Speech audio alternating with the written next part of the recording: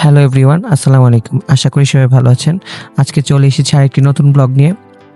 তো আজকে একটা সাডেন প্ল্যান করলাম যে দম বিরিয়ানি টেস্ট করব, তাই চলে গেলাম আলামস কিচেনে। রেস্টুরেন্টে ঢুকেই দেখছিলাম কোথায় রোড সাইড ভিউটা পাওয়া যায়। তো সেখানে গিয়ে আমরা বসলাম। এখানে আমি, সাইফুল আর কিবরিয়া ছিলাম। তো টেবিলেই মেনু কার্ডটা রাখা ছিল। মেনু কার্ডটা দেখে দম বিরিয়ানি অর্ডার করে দিলাম। রেস্টুরেন্ট থেকে বাইরের ভিউটা দেখছিলাম এবং রেস্টুরেন্টের অ্যাম্বিয়েন্সটা অনেক সুন্দর ছিল। শুনেছি কুমিল্লায় বিরিয়ানি প্রেমীদের জন্য একটি জনপ্রিয় নাম হচ্ছে আলামস কিচেন। তো আমাদের খাবারও চলে আসলো। তো আমরা অর্ডার করেছিলাম বাদাম শরবত, দম বিরিয়ানি এবং ফিরনি। পরিচ্ছন্ন পরিবেশ এবং দ্রুত সার্ভিসের জন্য আলামস কিচেন পরিচিত। এছাড়াও পারিবারিক পরিবেশে বসে খাওয়ার ব্যবস্থা রয়েছে। খাবার প্যাকেজিংও চমৎকার, তাই বাসায় নেওয়ার জন্য আদর্শ। সকালে খাবার খাওয়া শুরু করলাম। কুমিল্লা শহরের মূল এলাকায় অবস্থিত হয়, সহজে এখানে আসা যায়।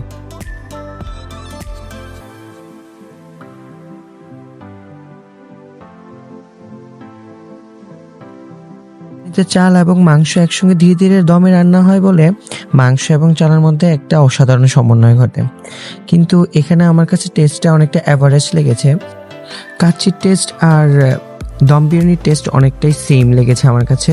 কেননা কাচ্চিতে শুধু খাসির মাংসটা ব্যবহার করা হয়েছে আর এখানে মুরগির মাংসটা ব্যবহার করা হয়েছে।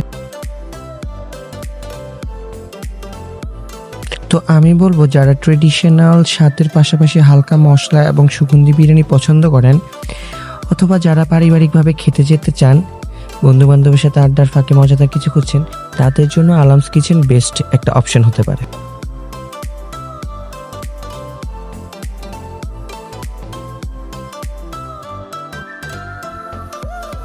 তো এখানে বাদাম শরবতটা ট্রাই করতেছিলাম। আমার কাছে একটু ভালো লাগেনি, কারণ নর্মাল শেকের মতো লেগেছে। তো আমরা খাবার শেষ করলাম। খাবার শেষে ফিরনিটা ট্রাই করলাম। ফিরনিটা ভালো লেগেছে আমার কাছে।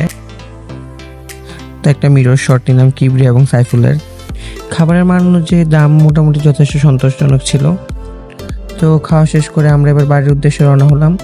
সো গাইস, ভিডিওটি যদি ভালো লেগে থাকে তাহলে লাইক, কমেন্ট এবং শেয়ার করবেন এবং অবশ্যই সাবস্ক্রাইব করবেন, এবং পরবর্তী ব্লগের জন্য আমন্ত্রণ রইল।